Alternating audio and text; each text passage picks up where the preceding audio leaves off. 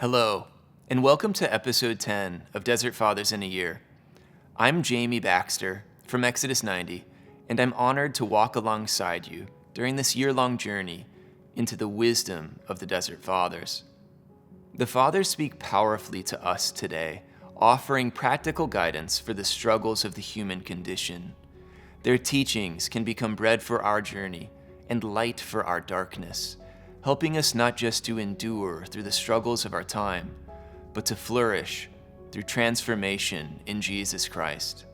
Last month, during the month of February, we attended carefully to the Father's sayings on perfection. Here in March, we will meditate on Bishop Erik Varden's selection from the second chapter of the systematic collection of the sayings of the Desert Fathers, on peace. The peace offered to us by Christ is not merely the absence of noise or activity. The peace that Christ offers out to us, and which the Fathers found, is dynamic. It is a peace that the world cannot understand and surely cannot give. The desert was a place of silent retreat, where the Desert Fathers fought the interior battle and faced their inward contradictions. And though most of us are not called to retreat to a desert, we can carve out space for prayer, reflection, and study amid the tyranny of the noises unique to our time, drawing upon the wisdom of the desert for our pursuit of peace today. Our March episodes were filmed at the Pontifical Oriental Institute in Rome, a world-renowned center for the study of Eastern Christianity, and a vital hub for understanding the legacy of the Desert Fathers.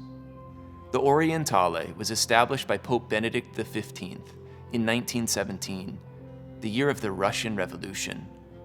The First World War was raging. The world seemed to be getting torn apart. The pontiff, meanwhile, wanted to insist that it is one.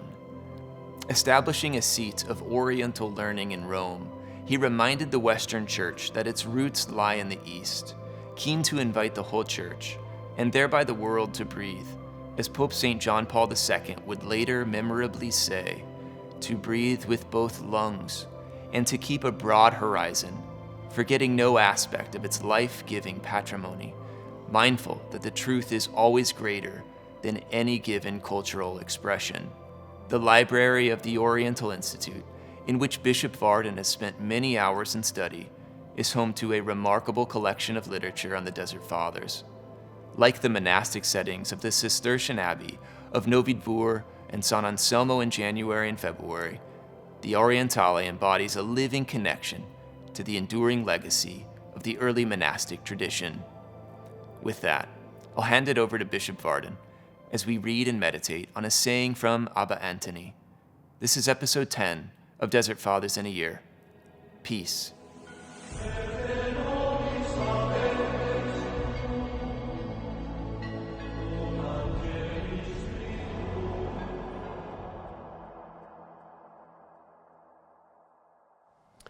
Abba Anthony also used to say, "He who remains in the wilderness practicing peace is relieved of three types of battle, that of hearing, that of speaking, and that of seeing. Only one remains to him, that of the heart." When Christ appears to his disciples after rising from the dead, the first thing he says is peace. Emerged from a struggle whose dimensions we are unfit to imagine, his victorious struggle against death's reign, he comes bearing peace, even as, still in the heyday of his public ministry, he sent his disciples forth, 2 by 2, to carry abroad his peculiar peace, which the world cannot give. The disciples were to carry no stuff of their own, no second pair of sandals, no purse, not even a staff to ward off mad dogs. The one thing they were to carry was peace, in such abundance that they could make a gift of it wherever they passed, yet still be left with undiminished reserves. Many of us yearn for peace. We're conscious of being agitated, uncentered, drawn in many different directions at once. I dare say we can recognize ourselves in a poem the Jesuit poet Gerard Manley Hopkins wrote in 1879. It's one of the few poems I know by heart. I memorized it in my 20s. I needed it then. I clung to it. When will you ever, peace, wild wood dove, shy wings shut, your round me roaming end and under be my boughs? When, peace, will you, peace? I'll not play hypocrite to own my heart. I yield, you do come sometimes, but that piecemeal peace is poor peace. What pure peace allows alarms of wars, the daunting wars, the death of it? Oh, surely reaving peace my Lord should leave in lure some good. And so he does leave patience exquisite, that plumes to peace thereafter.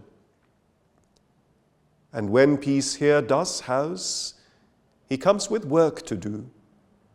He does not come to coo, he comes to brood and sit.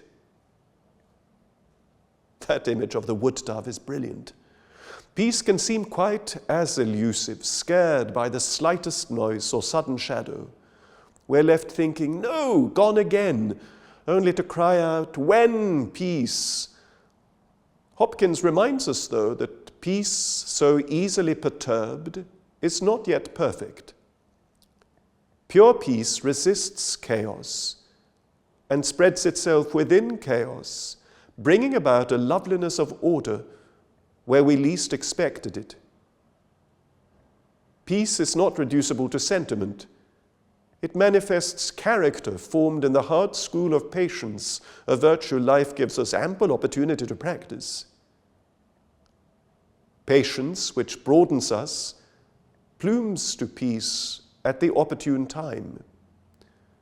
We shall find the mature dove stable, dependable, brooding like the spirit on the waters of the first day of creation, sitting on eggs, engendering life.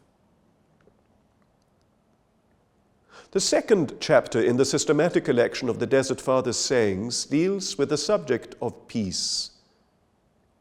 It bears the overall title, that it is needful to pursue peace with all one's zeal.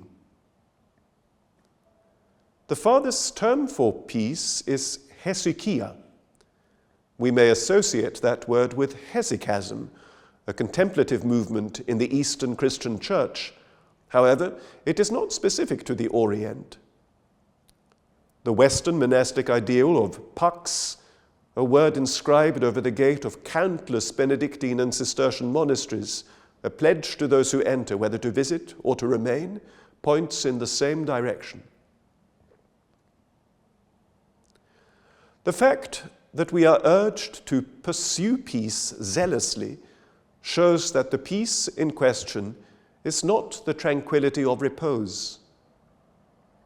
To be at peace like the Fathers were is not to be lounging in a deck chair in a fragrant garden while angels fluttering refill our drinks. Peace is a dynamic reality to be followed determinedly, like the pillar of fire and cloud during Israel's exodus. Remember Christ's words, "Peace I leave with you, my peace I give to you. Not as the world gives do I give to you." Words spoken in the upper room just before he told the 11, Judas having slipped into the night, "Let us go hence," to take them to Gethsemane, thence to enter into the winepress. The peace we seek is not in contrast to the labor of discipleship.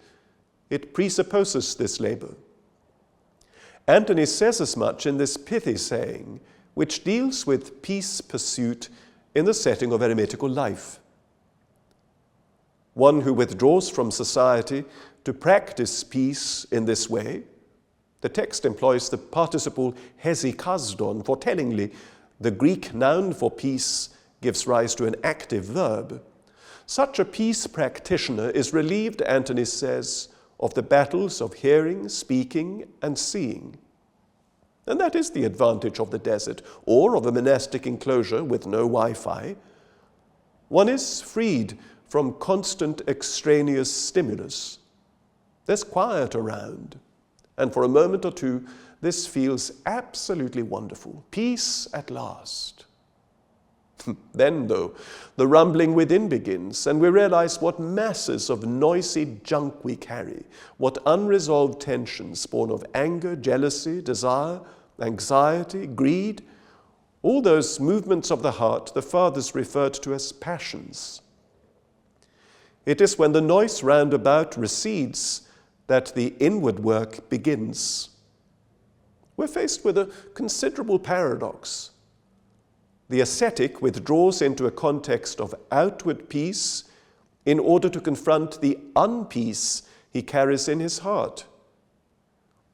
He embarks on the battle to depetrify, purify, and enlarge his heart to make it a fit abode for God's love. Peace is not incompatible with this battle, at times very fierce, as long as we stay close to Christ, rejecting all that breaks our communion with him. Christ is our peace, writes St. Paul. As long as we live with him, in him, peace will be our portion, even when we do not sensibly perceive it. Abba Anthony also used to say, "He who remains in the wilderness practicing peace is relieved of 3 types of battle, that of hearing, that of speaking, and that of seeing.